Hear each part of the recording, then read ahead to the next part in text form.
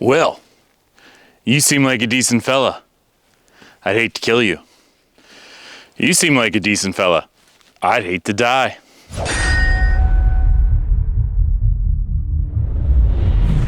Welcome back, sword friends. Today, I have these to talk about. These are the new Cup-Hilt HEMA fencing rapiers from Swordier, specifically SWHZ 1004 and 1010 from the Swordier HEMA line. A bit of a disclaimer before I begin. Both of these swords were generously donated to the channel here and to the HEMA club that I am a part of by Alex of Swordier. So if you think that makes us biased in any way when we talk about these swords, at least you know about it ahead of time. So when I actually end up talking about these two swords, there is going to be a lot of things that are incredibly similar about the two. Their aesthetics are a little bit different, as you can clearly see. And there's a few minor differences in size and weight, as well as flex of both of these, but pretty much they're exactly the same sword, though that little bit of a discrepancy may actually affect the way that they handle, as well as what systems of rapier they're better for. Besides the difference in aesthetics with the decoration on the cup hilt of the 1010 versus the solid cup hilt of the 1004, you'll see the grips, while they're similar in shape, they are a bit different in size, and we'll get into that as well. You'll see the pummels as well are a bit different. This one has a little bit of a nub on it. This one is a little flatter, but overall the cross guard, this little side guard here, it's pretty much identical on both of them. And even the blades at least started out as the same type of blade is what I would imagine. Starting off with the two rapiers, we'll start with the Swordier SWHZ 1004. This is the shorter of the two fencing rapiers, with the total length coming in at 46.75 inches from tip of the pommel to the tip of the blade. The handle itself, as you'll see, is very nicely done with some side stitching, and it does have the shorter grip of both of them, with the grip being only 2.75 inches. Again, that is from the very base here. Now, if you look inside, there's extra grippable space for different types of systems that you might use rapier for, but again, I didn't count that in the grip length. I'm only counting it from where the crossguard is, not if you finger over the crossguard. The grip is only 2.75 inches in length for this section right here. I did not include the pummel because the pummel's a bit weird and you don't normally grip up on pummel in rapier to my knowledge. The blade length on this sword, which I measured from the very top of the cup hilt all the way to the tip, comes in at 39.5 inches. So this one again is a bit smaller, with the overall length being only 46.75 inches compared to the 1010, which comes in at a total length of 48, which we'll get to when we talk about it. The point of balance on this sword is about 2.5 inches from the cup, roughly, give or take, as you can see right there. And the weight of these are incredibly light, even for their length, at only 2.34 pounds for the 1004. Now, the 1004 has a more straight blade, as you can see. It's just a standard piece of bar stock that has been ground down and is pretty much flat, and it goes down to a fairly nice spatulated tip that's wide enough to absorb. The flex rating on this thing flexes at only 13.2 pounds of pressure. So the flex is quite good and easy to get a flex on this sword. Moving over to the Swordier SWHZ 1010, this sword comes in at a total length of 48 inches, which again is about 1.25 inches longer than the 1004. Part of that is the blade itself, with a 41-inch blade from the base of the cup all the way up to the very tip of the sword, which is actually a rounded over tip versus a spatulated tip. The blade itself also is a little bit different. It looks like it started out as the same type of stock, but they ground in a diamond cross section on this blade. This makes the blade a bit more stiff in its flex, as you can see, requiring about 15.4 pounds of pressure to get a flex. And you can definitely feel that when you try to flex it, it is considerably harder to flex than the 1004. So it gives you a bit more rigidity, still within acceptable tolerances for most HEMA classes with the flex rating for this. But just note that the diamond cross section they ground into the blade of the 1010 model does make it a bit more rigid of a blade. The grip is actually also a bit longer.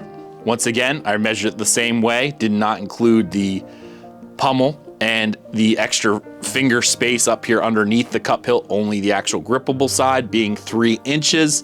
So you can see there's a little bit more room in the grip, as well as the length of the blade, putting this up a little longer than the 1004. The point of balance is pretty much the exact same spot, a little bit lower at 2.36 inches from the cup versus the other one, and the weight comes in at 2.28 pounds. Again, slightly less, and I think some of that comes down to the diamond cross section that was ground into the blade. A good bit of material had been removed from the actual blade itself, so it does come in at a lighter weight. Both of these swords feature the same crossguard. It's just shy of 12-inch crossguard, with the same little extra side guard here on each side, as you can see. Both have distal taper, with the 1004 coming at 5.5 millimeters at the base and going all the way down to 2 millimeters at the tip, whereas the 1010 model starts at 5.6 millimeters, again just slightly thicker, but it goes down to 3.4 millimeters at the tip. I think that's partially because of the rounded tip. The folded over rounded tip versus a spatulated tip gives it a little bit of extra width at the end. Both of these swords are budget, coming in at $329. Now here's the thing about these rapiers. I don't know how to use them. I pretty much know only the very basics of how to use a rapier. First lesson, sticking with the pointy end. I know which end to use. So instead of me fumbling around with these, I have asked 2 of my friends from the HEMA class that I attend to help me with testing out these rapiers in a practical sense. Let's go see. All right, guys, we're back, and I'm joined by my friends Gabe and Sam, who are going to be helping me because I don't know anything about rapiers, but these guys do. So, what systems are we actually working with for these? So today we're going to be working with Spanish rapier and maybe a little bit of Italian, should we desire to, since we're both a little better with our Italian than we are with our Spanish. It's a little rusty. My preferred is French, but French is mean, so. French is very mean. French is mean. Well, pardon me, young man, excuse the out of my French, but did you just threaten me? All right, let's do a bout. All right, whenever you guys are ready.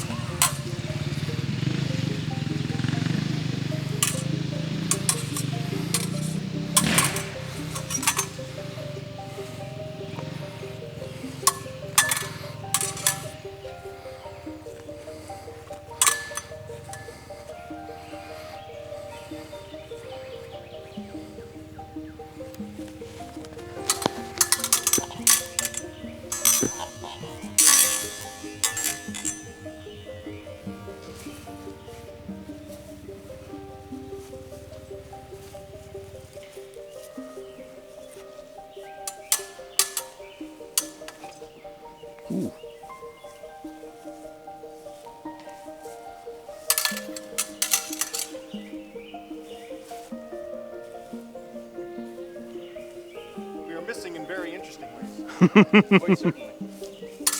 As we said, Spanish is a little rusty.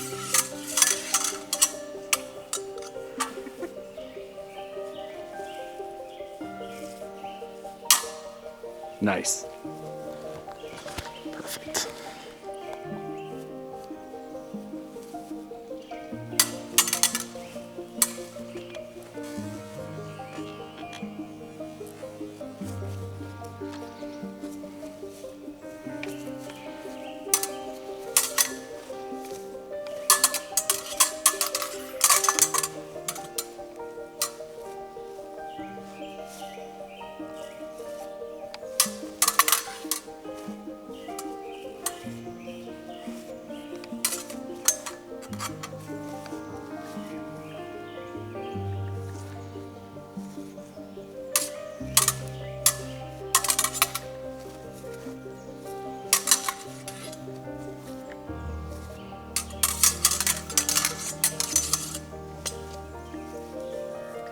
There is hand parries in Italian. Yes. That was a bad hand parry.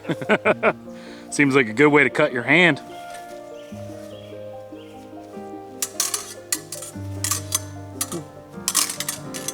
Good? Yeah. All right.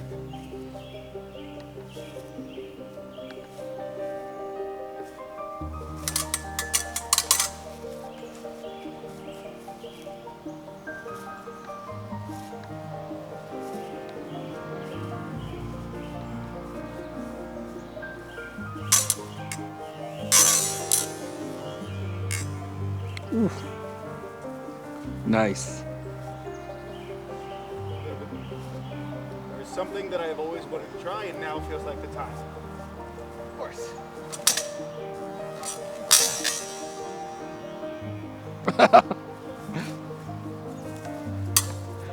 Nice, guys. Hey, we are back after the bout. I have Sam here, and he has the Swordier SHWZ, right? SWHD. Oh, yes. 1004, correct. These model numbers, like I miss the model numbers when you look on a website and it's like Italian Rapier, done. Now we got essentially serial Now people have numbers. preferences. Now we have preferences. Speaking of preferences, so with this one, honestly performed very well in terms of flexibility, extremely flexible, bent in all the right ways. In terms of the tip, it honestly functioned very well. Can barely feel it. I mean, like I have a slightly more padded jacket, so I mean, if you have a thinner jacket, maybe you want to put a safety tip on it. Concerning the grip, it is a little small from my taste, but that's just because I do have larger hands. Specifically for Spanish, if you do have like the two fingers in there, it functions pretty well. In terms of the pommel, when you can get it in the right position, it does nestle in there very nice. I also do prefer like the solid cup versus like maybe something a little bit more decorative or like a swept tilt or something. The full cup is very nice. Plenty of space in the knucklebow for like any form of gauntlet that you might want to use. If you do use like a more heavily armored gauntlet, I just have the leather gloves. Weighted very well. Overall performance very well. Nice, very nice. And to be fair, my son likes that one too. That was his favorite of two of them. So you're good. All right, awesome. Thank you. Of course. Gabe, you're up. Now this is the 1010 model, all right? So this one's the more decorative one with definitely the diamond cross section blade. But all right, post bout, what are your thoughts? So personally, I prefer this one because of the way that the pommel itself is specifically shaped. As you'll notice, it is much wider and flatter.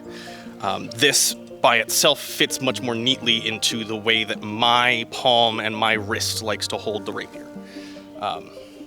It feels much more supportive than the rounded one that Sam prefers. However, different hands, different people. Stylistically, I do very much enjoy this lovely cut work onto it because I don't feel that it takes away anything. I do have a few minor tweaks that I feel worth mentioning. While the grip is phenomenal, well-shaped, lovely little swell in there, I wish it swelled in the opposite direction as well, just for a little bit more security in the grip. Not a huge tweak, but certainly one that might make or break some people's preferences on it. The other one is for the tip itself specifically. This one I did have to apply a safety tip to because I found it to be too small and too unsafe to use as it was shipped. Yeah, and you sent us pictures, in our conversations where you were thrusting it into a tree. Yes. And tip versus no tip, it was significant. Yes, with the tip, it was able to skate off. It was able to do blunt impacts that didn't notice or mar on the surface of the tree. Without the tip, it dug in both times. So against an opponent that I like, I don't favor that particular open naked tip. I think the other thing we talked about specifically with the tip on this one is tournament regulations. Yes. I do believe that the most recent regulations are at 4 millimeters. This one I found to be measured in closer to 3. As such, I don't feel that naked it would pass in any tournament regulation grade. If it were just a little bit wider, even with the rolled over tip, even with the rest of it, it would still pass. And I would feel much more comfortable with it if it were just a little bit wider. Overall, besides which, flex is good. I prefer and really enjoy the diamond cross section that the blade has.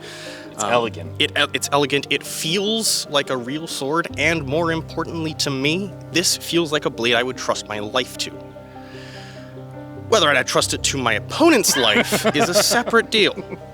But I personally really like this one. It is well constructed, it is solid, it has all the features I would look for personally in a rapier of this style. To be fair, that was my favorite. So there we go. All right, guys, that's it. Once again, thank you. Thank you to both Sam and Gabe for helping me with this. I really appreciate it. All right, guys. Awesome. See ya.